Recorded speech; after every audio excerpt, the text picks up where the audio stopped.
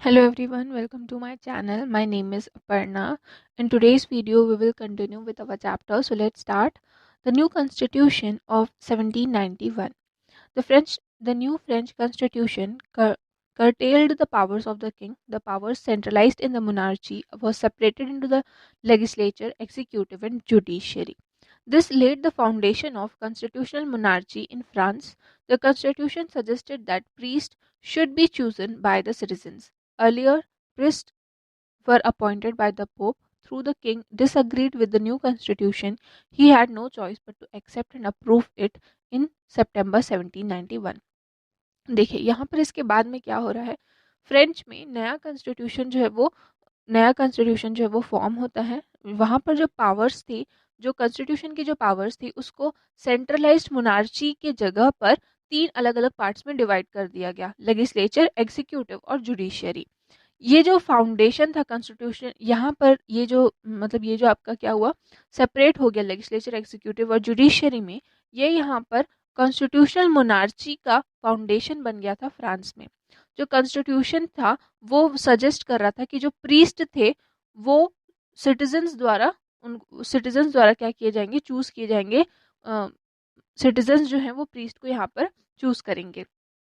पहले के टाइम पे जो प्रीस्ट थे वो पोप अपॉइंट करते थे, लेकिन इसके बाद में क्या हो गया, सिटीजन्स जो थे वो अब प्रीस्ट को अपॉइंट, कॉन्स्टिट्यूशन चेंज होने के बाद में प्रीस्ट सिटीजन्स द्वारा अपॉइंट चूज किए जाने थे। ठीक है, वैसे तो यहाँ पर क्या था, जो किंग थे वो डिसअग्री थे नए कॉन्स्टिट्यूशन को लेके, लेकिन उनको फिर भी एक्सेप्ट करना पड़ा और उनको अप्रूव करना पड़ा सितंबर 1791 में। The Constitution states that the source of all power is the citizen, but who is a citizen? All the people living in France were accepted as citizens, but not all of them had the right to vote. The state divided citizens into two categories, active and passive. Only the active citizens had the right to vote. They were males aged over 25 years who had paid at least 3 days' wages in a year as taxes. The passive citizens enjoyed citizens' rights, but they do not have the right to vote.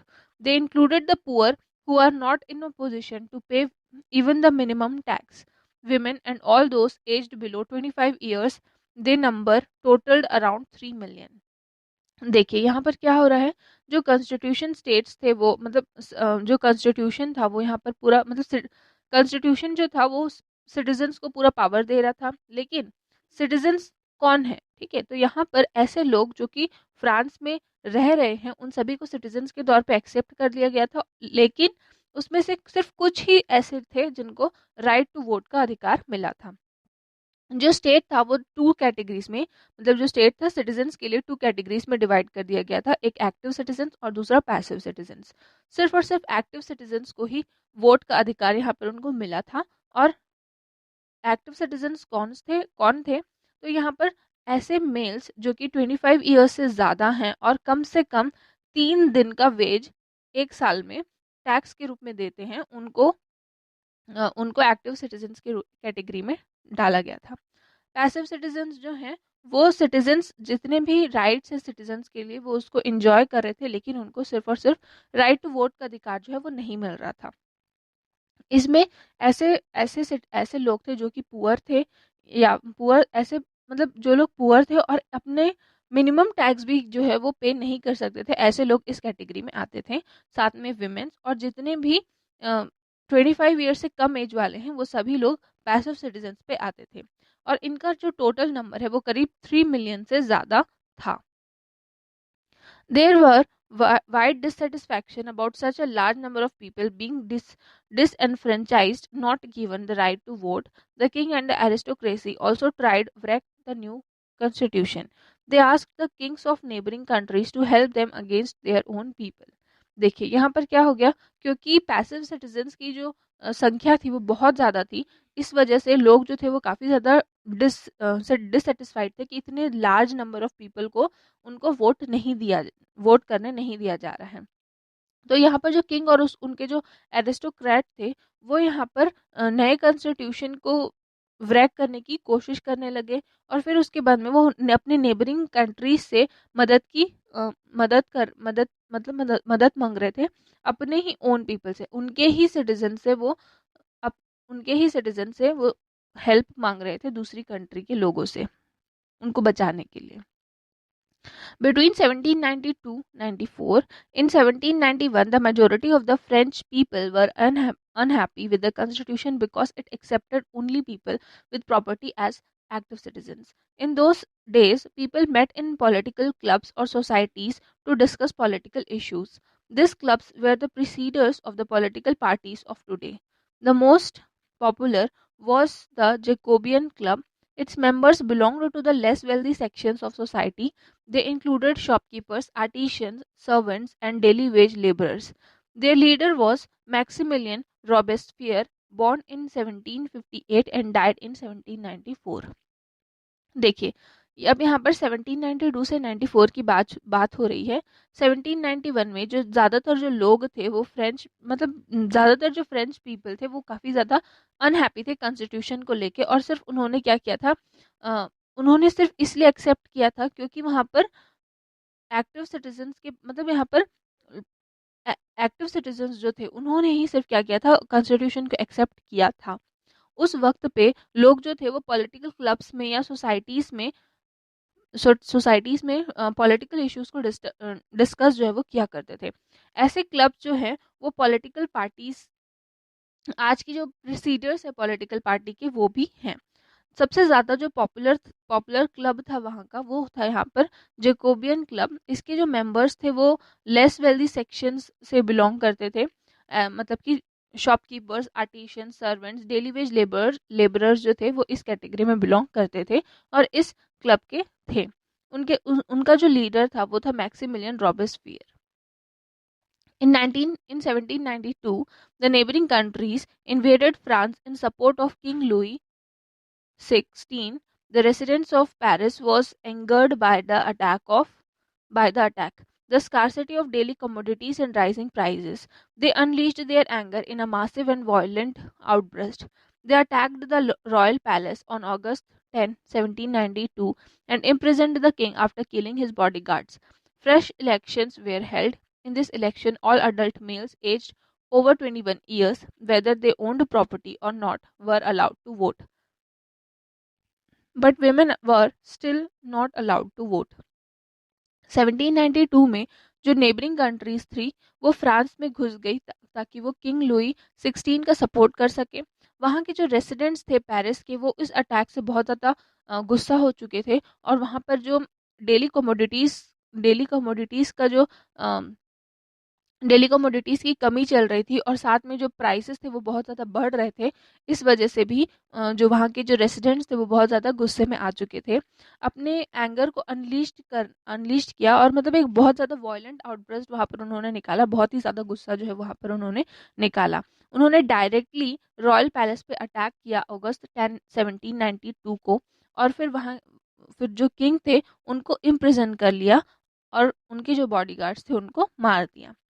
उसके बाद में फिर fresh elections फिर से conduct करवाए गए। इस election में जितने भी अडल्ट मेल्स थे जो कि 21 ईयर्स से ज़्यादा हैं उनको वोट करने के लिए दिया गया, चाहे उनके पास में कोई प्रॉपर्टी हो या ना हो, लेकिन फिर भी वो वोट कर सकते थे। तो यहाँ पर जितने भी मेल्स थे जो 21 से ज़्यादा थे उनको यहाँ पर वोटिंग करनी दी गई।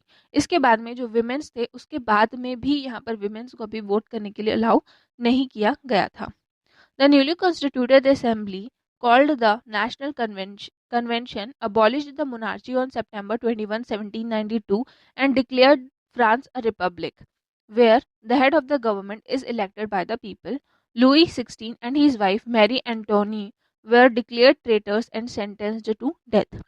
अब यहाँ पर जो नई कॉन्स्टिट्यूएंट असेंबली फॉर्म हुई थी उसे नेशनल कन्वेंशन कहा गया और मोनार्ची जो है वो कम्प्लीटली अबॉलिश कर दी गई थी सितंबर 21, 1792 को, और फ्रांस को एक रिपब्लिक कंट्री डिक्लेयर कर दी गई थी। रिपब्लिक कंट्री मींस जिसका जो गवर्नमेंट का जो हेड है वो लोगों द्वारा वहाँ के लोगों द्वारा चुना जाता है, उसको कहा जाता है रिपब्लिक।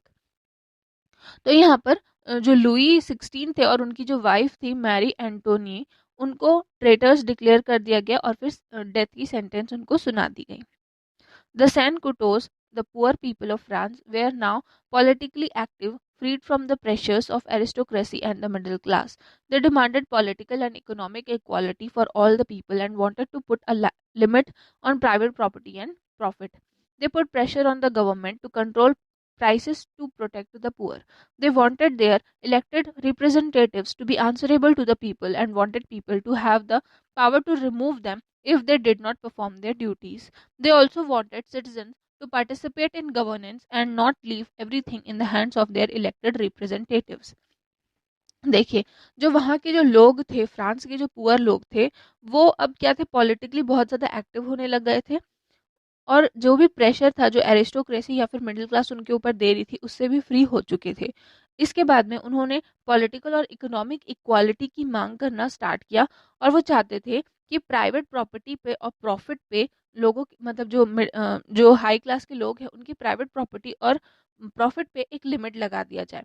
उनको प्रेशर प्रेशर जो है गवर्नमेंट को, उन्होंने क्या किया, गवर्नमेंट को प्रेशर करना स्टार्ट किया कि वो प्राइस कंट्रोल प्राइस कंट्रोल करे और पुअर को प्रोटेक्ट करे। वो ये चाहते थे कि जो इलेक्टेड रिप्रेजेंटेटिव है वो उनके सारे क्वेश्चंस के आंसर दे कि वो ऐसा क्यों कर रहे हैं, क्यों नहीं कर रहे हैं, और साथ में वो ये चाहते थे कि जो लोग हैं अगर वो लोगों के लिए काम नहीं कर रहे हैं तो वो कभी भी उनको खुद हटा सकते हैं, उस पावर से वो कभी भी हटा सकते हैं अगर वो अपनी ड्यूटी अच्छे तरीके से ना करे तो। यहाँ पर जो सिटीजन्स थे वो ये भी चाहते थे, वो गवर्नमेंट में पार्टिसिपेट भी करना चाहते थे और चाहते थे कि पूरे तरीके से सभी चीज़ें जो है वो पूरे तरीके से जो उनका रिप्रेजेंटेटिव है उनके ऊपर ना छोड़कर वो खुद भी पार्टिसिपेट करना चाहते थे। The influence of the sans-culottes were at its peak from 1792 to 1794. They enlisted in large numbers in the French army. They fought against the neighboring countries to safeguard the revolution and ensure victory for France. ये जो influence था San स्कॉटीज का वो काफ़ी ज़्यादा peak पे था, बहुत ज़्यादा उस वक्त पे चल रहा था 1792 से लेकर 1794 के बीच में। उन्होंने बहुत ज़्यादा लार्ज नंबर्स पे आर्मी को ज्वाइन किया और फिर जो नेबरिंग कंट्रीज है उनके अगेंस्ट में फाइट की ताकि वो रिवॉल्यूशन को सेफगार्ड कर सके और फिर जो फ्रांस है उसके लिए विक्ट्री उन्होंने हासिल की। In 1793, the National Convention decided that peasant tenants would not have to pay their landlords any compensation for getting the title of their holdings. The land of those who fled to neighboring countries are also seized and divided into small holdings that were distributed among small and medium peasants along with the ownership rights. In 1794, many social welfare schemes were launched, including social security for the poor, pensions for the aged and helpless, child support allowances for destitute mothers and widows, free medical care for the sick, etc. 1793 में जो national convention थे उन्होंने decide किया कि जो pheasant टेंडेंट्स हैं उनको उनके लैंडलॉर्ड को कोई भी कंपनसेशन देने की ज़रूरत नहीं है और जो लैंड है जो लैंड खाली है, जिनके जो ओनर्स हैं वो दूसरे कंट्री में जा चुके हैं, उनको भी सीज कर दिया गया और फिर उसको डिवाइड कर दिया गया, स्मॉल छोटे छोटे पीसेस में उनको डिवाइड कर दिया गया, जो कि मिडिल क्लास जो जो पुअर और स्मॉल पीसेंट्स थे उनको यहाँ पर डिवाइड कर दिया गया, साथ में उनको ओनरशिप राइट भी दे दी गई थी। ठीक है, 1794 में बहुत सारे जो सोशल वेलफेयर स्कीम्स थे वो लॉन्च किए गए, जैसे कि सोशल सिक्योरिटी पुअर के लिए, पेंशंस जो कि एज्ड और हेल्पलेस लोग हैं उनके लिए पेंशंस डिसाइड किए गए, चाइल्ड सपोर्ट अलाउंस दिया गया मदर्स को और विडोज़ को, फ्री मेडिकल केयर की फैसिलिटी यहाँ पर दी गई सिख के लिए। इस तरीके से सारे सोशल वेलफेयर जो स्कीम्स है वो 1794 में बहुत सारे सोशल वेलफेयर स्कीम्स को लॉन्च किया गया। A committee of public safety created in April 1793 under the chairmanship of Robespierre was given the responsibility of running the government from 1793 to 1794. Robespierre, the leader of the Jacobean Club, took control, arresting the enemies of the Republic, the aristocrats, clergy, royalist sympathies, and sentencing them to death. He controlled wage rates and the prices of bread, flour, etc., severely punishing anyone who flouted the rules. देखिए, एक public safety committee बनाई गई अप्रैल अप्रैल 1793 में, जिसके chairman थे Robespierre, उनको पूरी responsibility दी गई कि वो इस कमेटी की रिस्पॉन्सिबिलिटी लें, और 1793 से 1794 के बीच में पूरी रिस्पॉन्सिबिलिटी उनको दे दी गई थी। रॉबेस्पियर जो थे वो जैकोबिन क्लब के लीडर थे और उन्होंने पूरा कंट्रोल लिया। जितने भी एनिमीज थे रिपब्लिक के खिलाफ, जो भी लोग आते थे उनको अरेस्ट किया, जो कि ज़्यादातर एरिस्टोक्रेट्स थे, क्लर्गी लोग थे और रॉयलिस्ट सिंपथाइजर्स थे। उनको यहाँ पर उन्होंने अरेस्ट किया और फिर उसके बाद में उनको डेथ की सेंटेंस जो है वो सुना दी। उन्होंने जो रेट है, वेजेस वेजेस रेट है और प्राइसेस ऑफ ब्रेड, मतलब खाने की चीज़ें के जो प्राइसेस थे उनको पूरी तरीके से कंट्रोल किया, और जो भी इस प्राइसेस से ज़्यादा रेट पे उनको बेच रहा था तो उनको बहुत ज़्यादा punishment milli. Robespierre exercised such strict control and implemented his policies so harshly that even his supporters were distressed. With so many people being executed as traitors and criminals, this period was labeled as the Reign of Terror. Eventually, the court sentenced Robespierre to death in July 1794 after the fall of his government. Power again passed into the hands of the wealthy class and royalty, and the poor were disenfranchised. जो Robespierre थे उन्होंने इतना ज़्यादा strict control implement कर दिया था उस वक्त पे पॉलिटिक्स पे, कि जो उनके खुद के जो सपोर्टर्स थे वो भी उस वक्त पे काफ़ी ज़्यादा डिस्ट्रेस्ड हो गए थे। बहुत सारे लोग जो थे उनको ट्रेटर्स और क्रिमिनल्स के तौर पे एक्सिक्यूट कर दिया गया था और फिर उनको मार दिया गया था। ठीक है, वहाँ पर इतना ज़्यादा टेरर उस वक्त पे था कि ये जो पीरियड था उसको terror of reign of terror के नाम से जाना जाता है।